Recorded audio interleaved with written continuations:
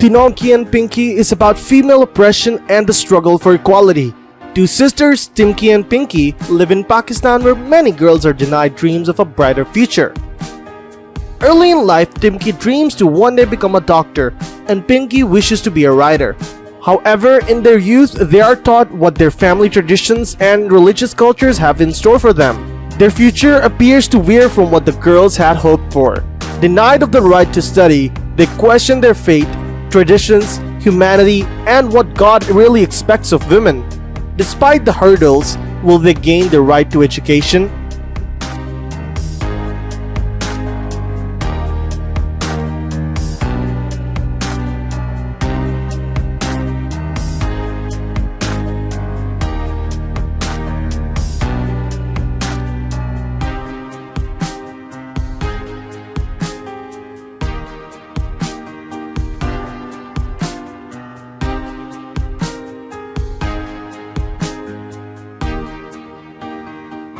In this big world, everyone from us want to live with their own rules, with their own freedom.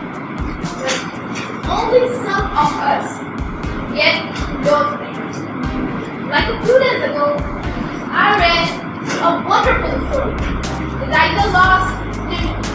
The main point of view of the story was human rights. In that story, there was a girl named Timkey who was not given his basic rights. Like when he was a little bit younger, his grandmother stopped him from going to school. She do every single thing to help him. Even she burned his favorite dress. After some time, I feel like she was in a cage. His door was closed forever. But after reading the whole story, I felt like one day she will open the door of cage by himself and fly very high in the sky. And from today, let's aim that we will raise voice for Timkey and many other girls like him in Pakistan. In love, let us salute and do not forget the writer of this story, Mr. Rizwan Ahmed Memon, who writes such type of great stories like Timkey and many others, and values humanity and human value. Novel Timkey and Pinkey by Rizwan Ahmed Memon. Chapter 1 The Dreams.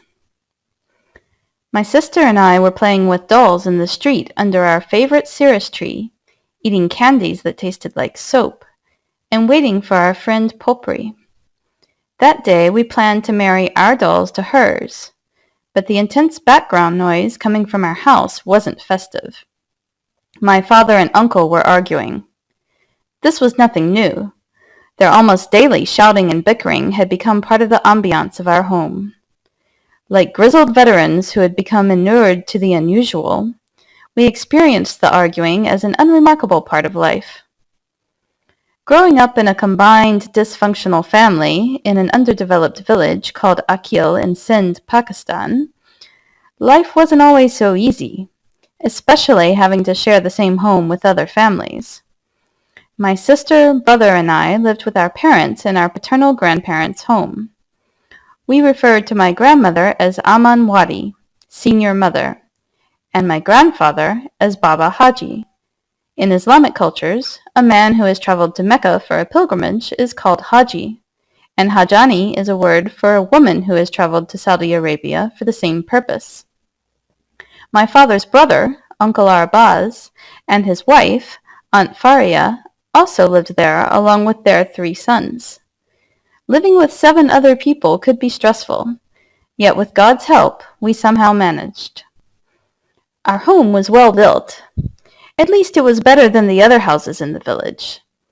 Our house was large, with 3 rooms, a kitchen, a family room, a little farm, and an otak. In Sindhi culture, an otak is a particular place in or outside the house for males to sit and chat. Pinkey and I slept in the family room, since my parents' room was narrow, so there wasn't much space. As we were always under the same roof, everyone knew everyone else's business. We couldn't make a move without being criticized, especially by my grandmother.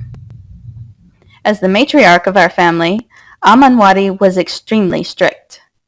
She wasn't easy to get along with either, but her traditional sense of style, stemming from her roots in Iran's Sumra tribe, and in line with the Makrani family culture, certainly made her stand out among other women. She would never be caught without wearing one of her standard Makrani dresses. The geometric shapes and colors made her stand out within the family unit. Her dark hair added to her bold look. It often brought out the stern lines and creases on her face whenever she was angered. Otherwise, her face usually appeared flawless. Coming from the same tribe as Amanwadi, Aunt Faria also wore the traditional Makrani dress, but I believe it was her way of showing respect for Amanwadi's position within the family. Her attire wasn't as flashy in regards to patterns or colors, but she was very noticeable. Mother also wore a traditional dress, but one that reflected her own Sindhi tribe. That didn't make grandmother happy at all. My mother, whose name was Muskan, once told me that because my father didn't want to marry into the Sumra tribe, he went against tradition and married her, an ethnic Mirbar of a Sindhi-speaking tribal group, people who are also known for their much darker complexion. My mother's father was a fisherman. Just to be known as a fisherman was a reflection of the dark skin color. Because of the tribal group my mother came from, she, my siblings, and I were darker. Coming from the Sumra tribe, my grandparents, their children, and Aunt Faria and her children were all white. My mother always felt like an outsider in this house. We continued playing with our dolls. Popri's brother Manan, who was passing by, lingered for a moment and asked, "Why don't you come over to our house anymore?" "Our grandmother forbids us," Pinky said.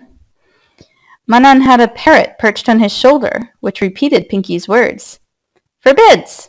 Forbids!" "I've made a new swing for Popri. You should come someday to try it out, if it's okay with your grandmother," Popri's brother said while leaving.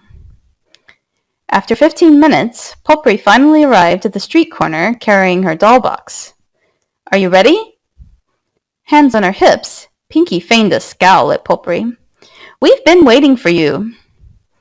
Popri took her female doll out of the box and smiled. I squinted at Popri. "Where is your second doll, the groom for my bride?" She looked at me and pursed her lips as though she were about to tell me a secret. Her eyes turned dejected and fixed on the ground. "Sorry, Timkey. I lost it." "Meaning Timkey's doll can't get married today," Pinky said, talking to her male doll, whom she called Hero. "And if Popri doesn't find her groom doll, Timkey's doll might be alone for the rest of her life, because we don't have any other male dolls." I grew forlorn and imagined my doll felt miserable too. Her groom wouldn't be there on her wedding day. At the same time, I thought my doll wasn't yet ready for some reason. Maybe she wanted to do something in her life, like me. My doll had long black hair like mine, and she was taller than Pinky's male doll and Popri's female doll. "Your doll seems too young for Pinky's male doll," I said to Popri. "Yes, but I've heard my father say to my mother that girls must be married as soon as possible." Well, I wanted to explain my feelings when it came to marriage, but I didn't know how. Just as we performed the marriage ceremony for our dolls, Azim, our cousin, came running toward us. He put his hands on his knees and gasped, "Timkey, father and uncle are yelling at each other again. It sounds bad. I mean, worse than usual." I grabbed my doll and prepared to go home. Pinky looked at me with a worried look on her face. "Timkey, do you think Uncle and Amanwadi will kick us out of the house this time?" "No, Baba Haji won't let them. It's just that Uncle and Father can't stop arguing over their wealth." I was 13. 2 years older than Pinky, who was 11, and a year older than our brother, Wasim, who was 12. My cousin Azim was just a month younger than me. His brother, Kareem, was the same age as Wasim, and his other brother, Naeem, was some weeks younger than Pinky. These ages were according to the school record, but I was always doubtful of our ages because we looked older. However, we didn't worry about our ages. My father and uncle had gotten married on the same day. Filling the house with children seemed like a competition for them. Wiping sweat from his eyebrows with a handkerchief, Azim said, "Amanwadi is furious at your mother." Pinky and I quickened our steps and didn't reply to Azim. Entering the house, we saw another everyday scene, Amanwadi shouting and scolding my mother. As we entered the oppressive, loud, biting presence of Amanwadi, we ducked our heads and attempted to make ourselves small and unseen. But with a vision as keen as a hawk hunting mice in the field, Amanwadi focused her attention on us and called out to us. "Hey, wait! You, black girl! Where did you go? Were you playing in the street again?" Her eyes focused on me because I was the eldest. Abject fear gripped us so tightly that our lips couldn't utter a word, as if someone had sewn them together.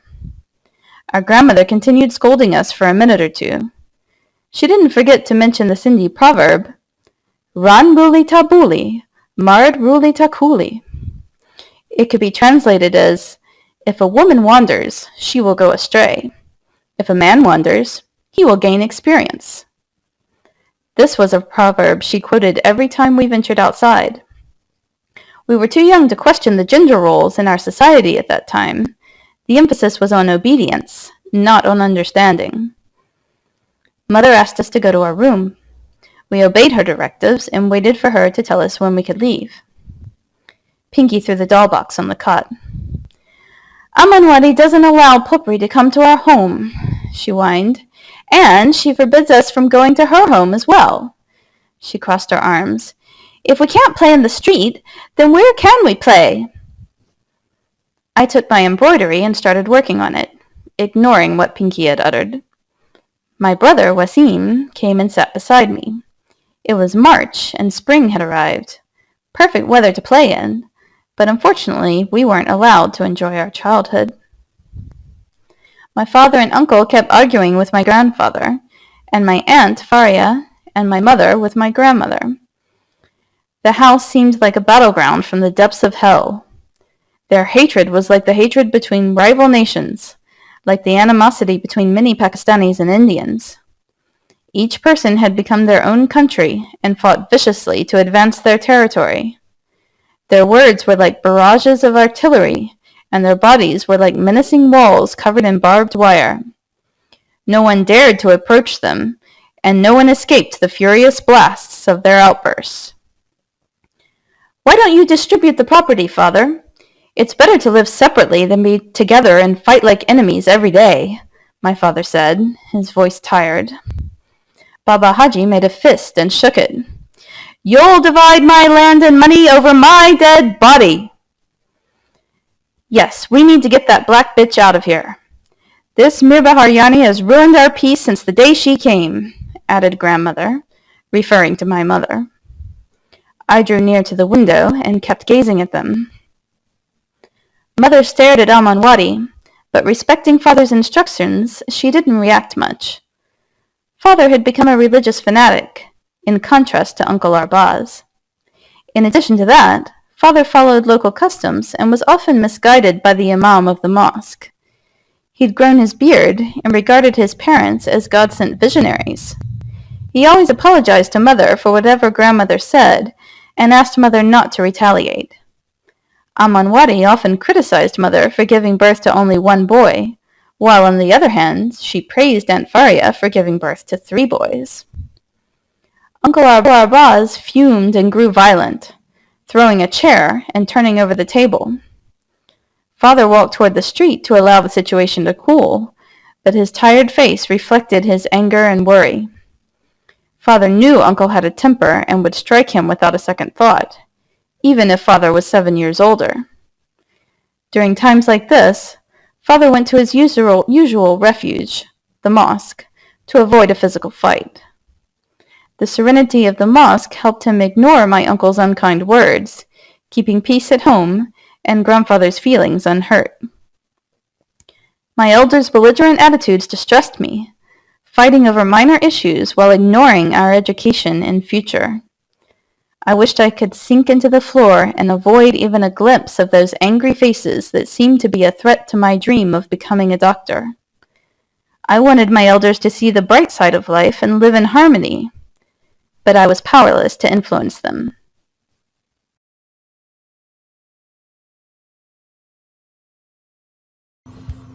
Hi, my name is Chris Doobie, American actor and voiceover artist for my friend Rizwan Ahmed Memon.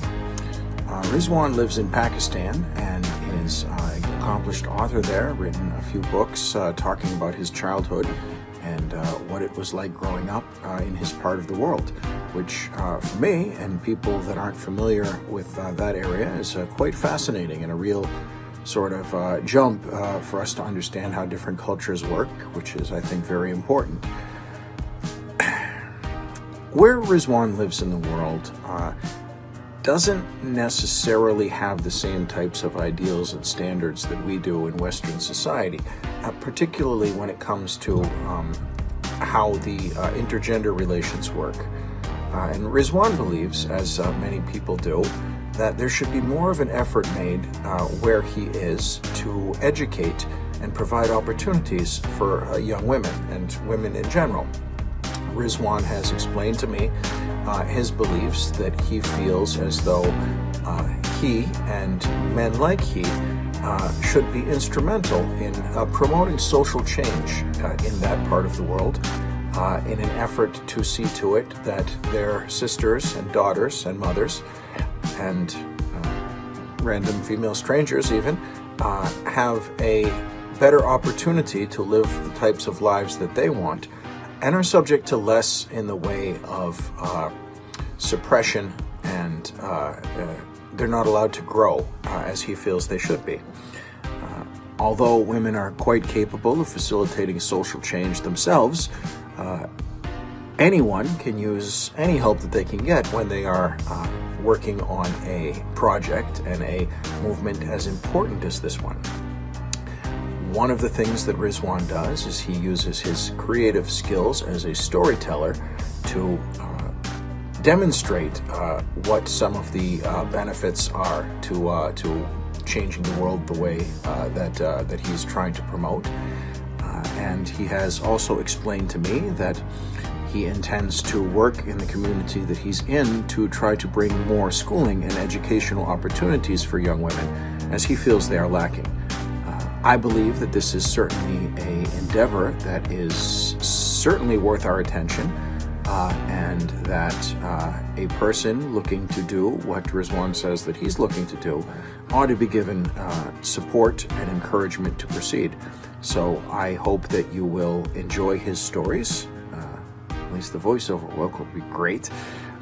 And I hope that you will look into the programs and the opportunities that he is attempting to put forward and see what you can do about supporting them by spreading the message. Again, Chris Doobie, American actor and voiceover artist. Thanks, Riz.